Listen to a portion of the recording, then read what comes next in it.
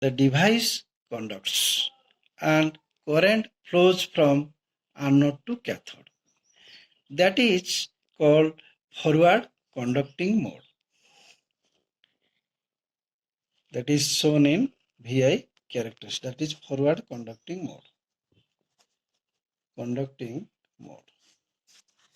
And if it increases, a avalanche breakdown may occur at the junction J2. It may damage the device, so it should be avoided. The third operation is reverse blocking operations. During this operation, reverse blocking, it indicates anode is negative with respect to cathode. The device is under reverse biased. Junction J1 and J3 are reverse biased, whereas junction J2 is forward biased. And due to this junction J1 and J3, a barriers present in the device which blocks the current between cathode to anode. Only leakage current will flow through the device. When it increases, then a avalanche breakdown occurs at both the junctions. The device may damage. Only leakage current flows through the device, leakage current, which is shown in the VI characteristics. And the thyristor has various applications in high voltage DC transmission and power control switches and SMPS and inverters. So many applications in various power electronics equipments. Now we will go to the VI characteristics of SCR. The VI characteristics of SCR, see here, VAK, IA,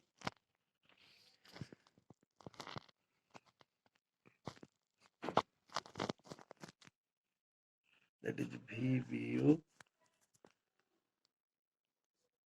that is IL, that is IH, that is forward voltage,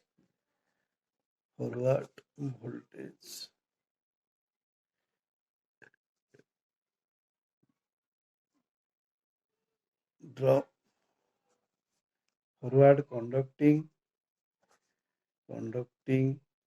mode, that is forward blocking mode, and reverse blocking mode. Leakage current, V minus VBR, reverse blocking mode. Thyristor is control turn on and uncontrolled turn off. The turn off process depends on the commutations. These commutations are two types. One is forced commutation.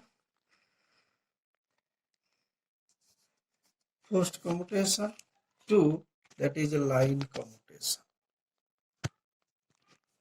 Forced commutation consists of class A, class B, class C, class D, class E, but class F is line commutation.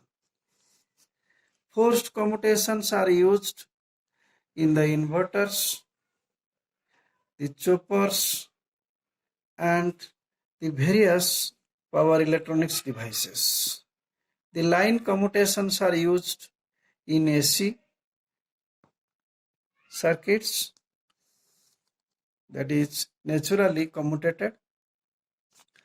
Two, make thyristor off, we used the anode current should be brought below the holding current, and a negative voltage is applied across the thyristors so that the carriers will be moved out from the device. Once thyristor is on, it is very difficult to make turn off.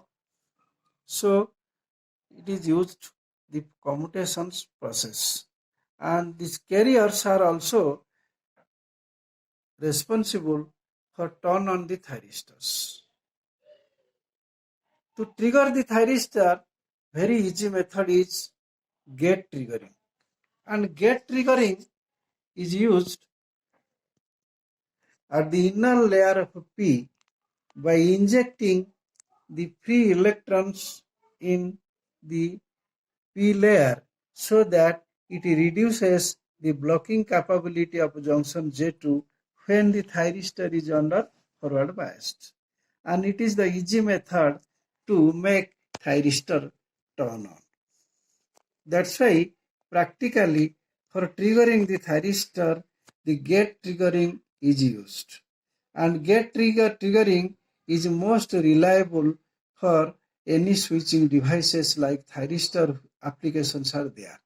Actually, we are using more voltage that is very dangerous to the device. So the gate triggering is most reliable to turn on the thyristors. Another practical triggering is by giving the lighting materials at the inner layer of P. Nike or recess, the two type of light materials when put in the inner layer of P by bombardment of the particles, and the inner layer explodes so that the current flows from anode to cathode by reducing the blocking capability of J2. That process is not suitable, but somewhere it is used, like the high voltage DC transmissions, and its application is light activated silicon control rectifier LASCR. Then thyristor, we will consider the dynamic characteristics of thyristor after this topic. Sallah.